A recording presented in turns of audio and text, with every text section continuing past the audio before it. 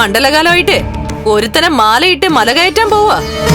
അവൻ ഇനി മല കയറിയിട്ട് തിരിച്ചു വന്നില്ലെങ്കിൽ ഇവക്കെന്താ നഷ്ടം? ഇവളല്ലേ ഇപ്പൊ കമ്പനിയുടെ MD. നിങ്ങളെ പോലുള്ളവർക്ക് മാത്രമേ ഇങ്ങനെയൊക്കെ സംസാരിക്കാൻ പറ്റൂ. അമ്മ പറഞ്ഞാൽ എന്താ തെറ്റ്?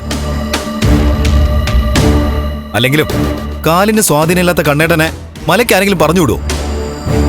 കാലിന് സ്വാധീനമില്ലാത്ത ഒരുപാട് പേര് സന്നിധാനത്ത് പോയി അയ്യപ്പസ്വാമി ദർശിക്കുന്നില്ലേ? സ്വാമിയുടെ അനുഗ്രഹം വാങ്ങി തിരിച്ചു വരുന്നില്ലേ? പിന്നെ കണ്ണേട്ടനെ മാത്രം എന്തിനാ മാറ്റി നിർത്തുന്നേ? എന്താ ഇവിടെ? എല്ലാവർക്കും പതിവില്ലാതെ കണ്ണേട്ടനോടൊരു സ്നേഹം. ആ, എല്ലാവരുടെ സ്നേഹത്തെ പറ്റി എനിക്കറിയാം. ഞാൻ ഇത്തവണ മലയ്ക്ക് പോകുന്നത് ഞങ്ങൾക്ക് വേണ്ടി മാത്രമല്ല, നിന്റെയും നിന്റെ അമ്മയുടെയൊക്കെ സ്വഭാവം നന്നാവണമെന്ന് പ്രാർത്ഥിക്കാൻ വേണ്ടി കൂടിയാ.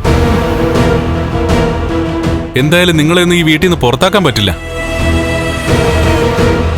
അങ്ങനെയുള്ളപ്പോ നിങ്ങളുടെയൊക്കെ മനസ്സ് നന്നായ അത്രയും സമാധാനം. കണ്ണേട്ടാ, അയ്യപ്പൻ പാട്ടിനുള്ള ആൾക്കാർ വന്നു. കണ്ണേട്ടൻ വാ. നല്ലൊരു ദിവസമായിട്ട് വെറുതെ മൂഡ് കളയണ്ട.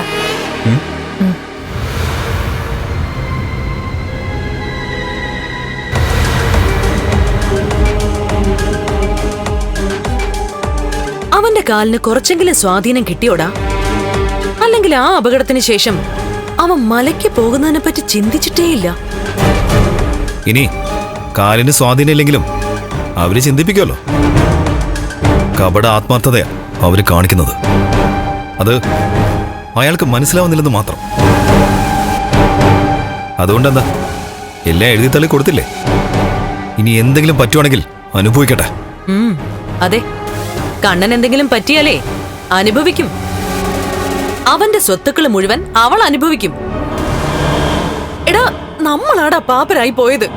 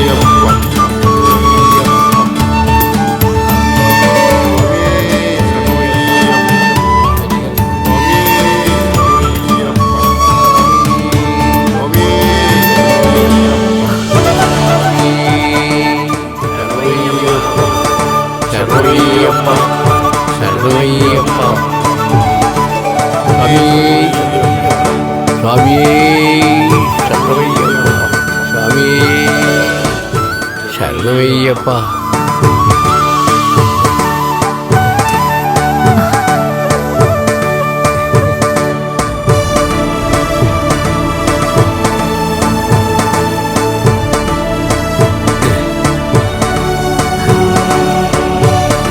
കണ്ണേട്ടൻ മലയ്ക്ക് പോകുന്നവരെ ഈ അയ്യപ്പ വിഗ്രഹം ഇവിടെ ഇരിക്കട്ടെ. ആയിക്കോട്ടെ.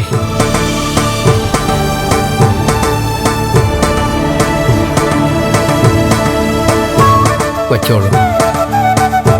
സ്വാമി ശരണയ്യപ്പ. സ്വാമി ശരണയ്യപ്പ. സ്വാമി ശരണയ്യപ്പ. സ്വാമി ശരണയ്യപ്പ. സ്വാമി ശരണയ്യപ്പ. ശ്രീധർമ്മശാസ്താവേ ശരണയ്യപ്പ. സ്വാമി ഹരിഹരസൂരയ്യപ്പ. ഓം ഹരിഹരസൂരാനന്ദ ചിത്തയ്യനയപ്പ. സ്വാമി ശരണയ്യപ്പ. ശരണയ്യപ്പ. ശരണയ്യപ്പ. ഭഗവാനേ, സ്വാമി